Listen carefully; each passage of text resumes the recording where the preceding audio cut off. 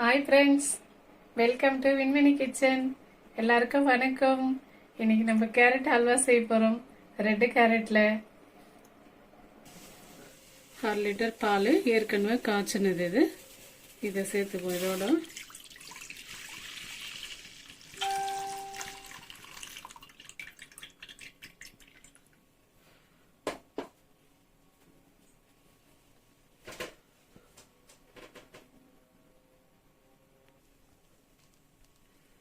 Friends பாருங்க, பால் நல்லா கொதிச்சிட்டு இருக்குது.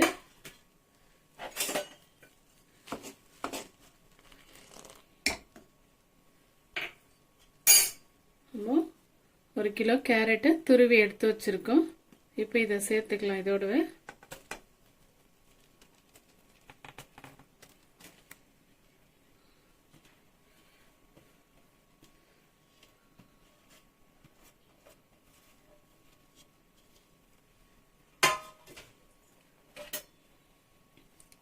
நல்லா மிக்ஸ் பண்ணி விடலாம். இதை ஒரு தட்டு போட்டு இப்போ மூடி வச்சிருவோம். நல்லா ஒரு 5 நிமிஷம் கொதிக்கிற வரலாம். இது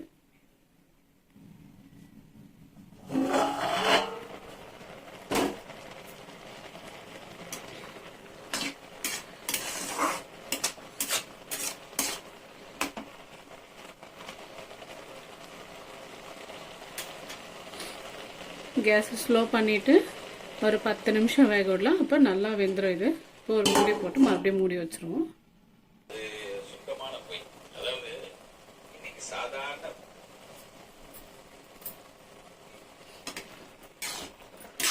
பாருங்க, நல்லா பால் சுண்டிடுச்சு.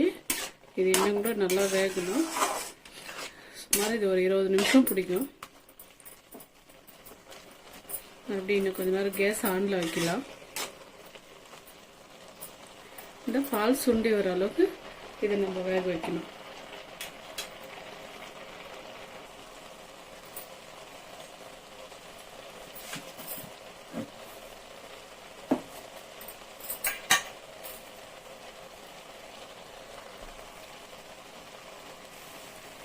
இந்த பால் எல்லாம் நல்லா சுண்டி வந்துடுச்சு. இப்போ இந்த டைம்ல நம்ம சர்க்கரை சேர்த்துக்கலாம். இது வந்துட்டு ஒரு 200 கிராம் 200 கிராம் சர்க்கரை பிடிக்கும் இந்த டம்ளரு.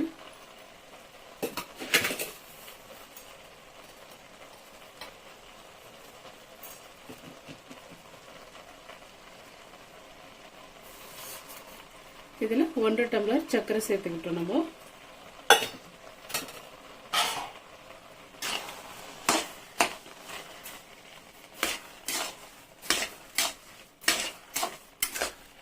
சர்க்கரை சேர்த்தோம்னா இது இலகி வரும். இப்போ நல்லா தண்ணி விடும்.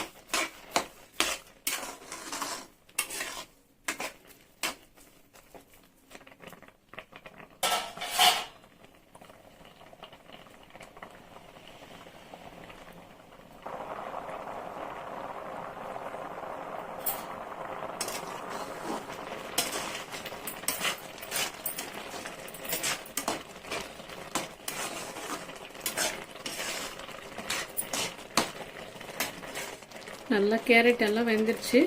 இது இன்னும் நல்லா சுண்டி வரணும். சுண்டி வர வரல வெயிட் பண்ணலாம். ஃப்ரெண்ட்ஸ், இது நல்லா சுண்டி வந்துருச்சு. இந்த அளவுக்கு பதங்கிடுச்சு பாருங்க. சர்க்கரை பாகெல்லாம் நல்லா ட்ரை ஆயிடுச்சு. இப்போ வந்து நம்ம பிளைன் பால் கோவா வாங்கி வச்சிருக்கோம். பாருங்க, இது பிளைன் கோவா 150 கிராம். இது 1 கிலோ கேரட்டு. இப்போ இதை சேர்த்துக்கலாம். இதோட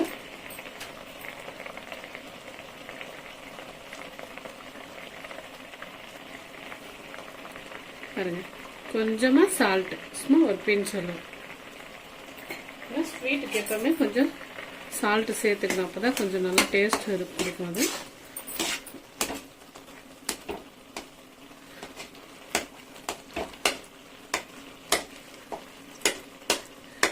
பிளைன் கோவா, இது ஸ்வீட் இல்லாதது. இது நல்லா கரைஞ்சி வர அளவுக்கு நம்ம இது மிக்ஸ் பண்ணி விடணும். நல்லா ஒரிஜினல் கடை அல்வா மாதிரியே இருக்கும் கேரட். இது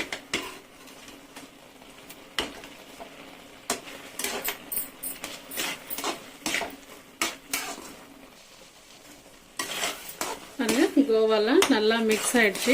இந்த கோவா வந்துட்டு நமக்கு ஸ்வீட் கடையில் கிடைக்கும். பிளைன் கோவான்னு கேட்டால் கொடுப்பாங்க.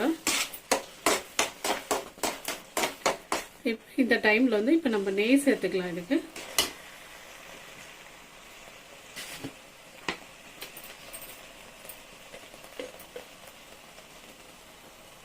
பாருங்க, ஒரு டீஸ்பூன்.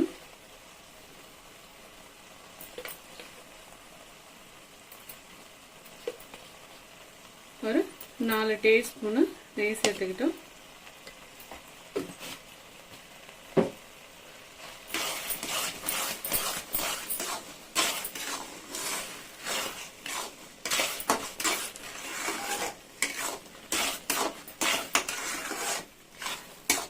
நெய் சேர்த்துட்டு நல்லா ஒரு 10 நிமிஷம் வேக விடலாம். இது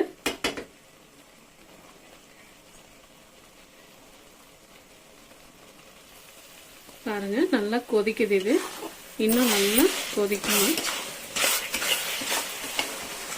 நல்லா வெந்ததுன்னா நம்ம போட்ட நெய் மேலே பிரிஞ்சு வரும். நெய் போட்டு ஒரு 10 நிமிஷம் வேக விட்டோம்னா தான் அது கரெக்டாக இருக்கும்.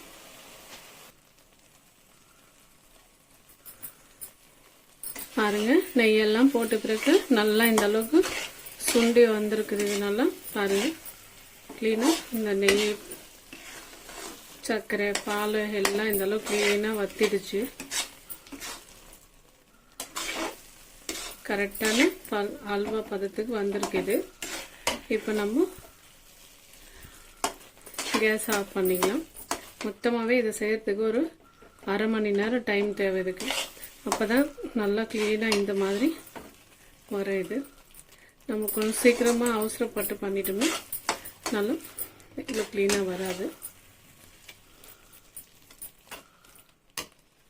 ஃப்ரெண்ட்ஸ், எங்கள் வீட்டு கேரட் அல்வா பிடிச்சிருக்குன்னு நினைக்கிறேன்.